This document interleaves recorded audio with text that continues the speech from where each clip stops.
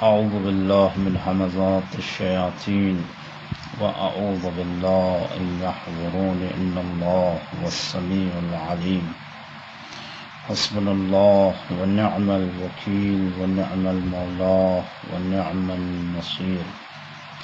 بسم الله الرحمن الرحيم. الحمد لله الذي هدانا لهذا وما كنا لنهتدي لولا أن هدانا الله لقد جاءت رسل ربنا بالحق والصلاة والسلام على أشرف الأنبياء والمرسلين خاتم النبيين رحمة للعالمين سيدنا ونبينا وشفيع ذنوبنا وحبيب قلوبنا وطبيب نفوسنا مولانا أبي القاسم محمد اللهم صل على محمد وآله الطيبين الطاهرين المعصومين المظلومين واللعن الدائم على أعدائهم أجمعين من الآن إلى قيام يوم الدين. اما بعد. عزیزان محترم، آج ہماری گفتگو کا عنوان امام حسین کے ایک گنہگار کو نصیحت. انسان تو خطاؤں کا مجموعہ ہے، لیکن کسی کو نہیں چاہیے وہ گناہ کرنے کے بعد اللہ کی رحمت سے مایوس ہو جائے، بلکہ اللہ نے در توبہ اسی وجہ سے کھلا رکھا ہے کہ اگر انسان سے عمدن یا سہون کوئی گناہ ہو جائے تو وہ توبہ کے ذریعے سے اپنی تلافی کر سکتا ہے. ایک نوجوان سرکار سید الشہداء حضرت ابا عبداللہ الحسین کی خدمت میں آتا ہے اور کہتا ہے، فرزند رسول، میں ایک گنہگار انسان ہوں اور گناہوں کو چھوڑ بھی نہیں سکتا ہوں.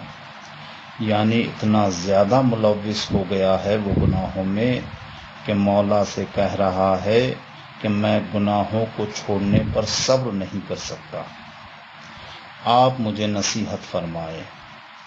تو امام نے اس شخص کو نصیحت فرمائی، اور روش کیا ہے نصیحت کی یہ آپ ملاحظہ فرمائے. امام نے نصیحت کا آغاز کس طرح کیا. ایک نوجوان کو یہ روش اہم ہوتی ہے کہ اگر کوئی گناہگار آ رہا ہے تو کس طریقے سے اسے ہدایت کرنا ہے، یہ معصومین علیہم السلام بیان فرمائیں گے. وہ نوجوان آیا اور اپنے گناہوں کا اعتراف کیا، اور گناہوں کا اعتراف کرنا بھی بہت ہمت کا کام ہوتا ہے. بہت سے افراد گناہ کر کے خاموش ہو جاتے ہیں اور چپ چاپ بیٹھے رہتے ہیں، لیکن اس نوجوان میں اتنا جذبہ تھا کہ اس نے معصوم کے سامنے آ کر اپنے گناہوں کا اعتراف کیا اور طالب نصیحت ہوا. بہرحال جب امام سے کہا کہ نصیحت فرمائیے تو امام نے اسے 5 نصیحت فرمائی.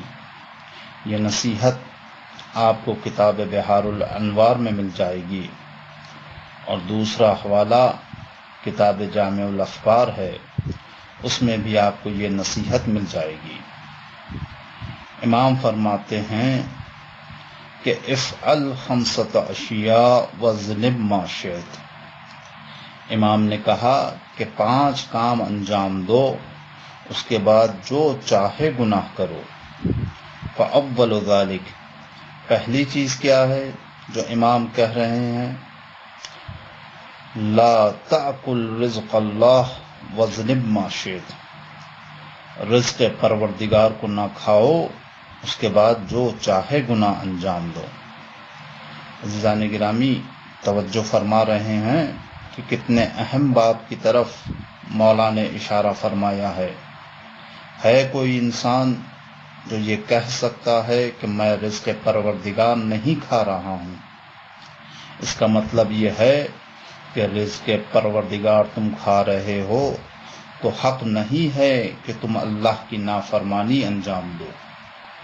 تم کو حق نہیں ہے کہ معصیت پروردگار کرو، جب اس کا کھا رہے ہو تو لازم ہے کہ گناہوں سے اجتناب کرو۔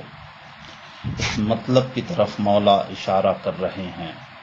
قرآن مجید میں ہے کہ ہر جاندار جو روئے زمین پر ہے سب کا رزق اللہ کی جانب سے پہنچتا ہے۔ اور میں اپنی بات کو آیت سے مستند کر دوں کیونکہ بات ہمیشہ دلیل کے ساتھ ہونی چاہیے۔ خداوند عالم قرآن مجید میں ارشاد فرماتا ہے کہ ما من دابۃ علی اللہ رزقھا، یعنی کوئی جاندار روئے زمین پر نہیں ہے کہ جس کا رزق اللہ کے ذمہ نہ ہو، بلکہ سب کا رزق اللہ کی جانب سے سبھی کو ملتا ہے۔ تو اب کوئی مستثنی نہیں ہے، کوئی علیحدہ نہیں ہے اس قانون سے۔ امام نے کیا فرمایا کہ رزق پروردگار کو مت کھاؤ، اس کے بعد جو چاہے کرو۔ اس کے بعد فرماتے ہیں والثانی اخرج من ولایت اللہ وذنب ما شئت، اللہ کی حکومت سے باہر نکل جاؤ، اس کے بعد جو چاہے گناہ کرو۔ کہاں جائے گا ولایت اللہ سے ہٹ کر، حکومت پروردگار چھوڑ کر کہاں جائے گا؟ اس لیے کہ پوری کائنات پر اللہ کا تسلط ہے، اس کی قدرت پوری کائنات پر محیط ہے، کہاں جائے گا انسان؟ اگر تم میں اتنی صلاحیت ہے کہ اللہ کی ولایت اور حکومت سے نکل سکتے ہو تو جو جی میں آئے کرو۔ تو یہ ولایت اور حکومت اللہ کو حاصل ہے، اور اس کے بعد اپنے کچھ خاص بندوں کو وہ اللہ ولی بناتا ہے، اس کو حاکم بناتا ہے۔ تو جس کو وہ ولی بناتا ہے تو اس کی ولایت اور حکومت شرعی ہوتی ہے۔ جب آخری امام تشریف لائیں گے دنیا میں تو پوری دنیا پر ان کی حکومت ہوگی۔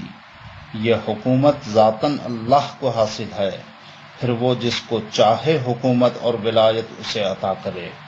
وہ حکومت اور ولایت شرعی ہوگی جس کو اللہ عطا کر دے۔ امام نے فرمایا اللہ کی ولایت سے نکل جاؤ، اس کے بعد جو چاہے گناہ کرو۔ والثالث اطلب موضعا لا يراك اللہ واذنب ما شئت، یہ بہت اہم جملہ ہے، اس میں آپ حضرات دقت فرمائیں۔ امام نے فرمایا ایسی جگہ تلاش کرو جہاں تمہیں اللہ نہ دیکھتا ہو، اس کے بعد جو چاہے گناہ کرو۔ ہے کوئی ایسی جگہ روئے زمین پر جہاں اللہ نہ دیکھ رہا ہو؟ بہت سے بچوں کے اس قسم کے واقعات ملتے ہیں۔ استاد نے کچھ کہا کہ اس فعل کو انجام دو جہاں کوئی دیکھنے والا نہ ہو، تو جو ہوشیار بچہ تھا اس نے کہا کہ ہر جگہ کوئی نہ کوئی دیکھنے والا تو بہرحال ہے، آپ کسی بھی گوشے میں چلے جائے وہ تو بہرحال دیکھ رہا ہے۔ آپ کس سے خوف زدہ ہیں؟ ہماری مجبوری یہ ہے کہ ہم لوگوں سے ڈرتے ہیں، کوئی کام لوگوں سے چھپ کے کر لیتے ہیں، لیکن ذرہ برابر کے لیے ہمیں خوف خدا نہیں ہوتا۔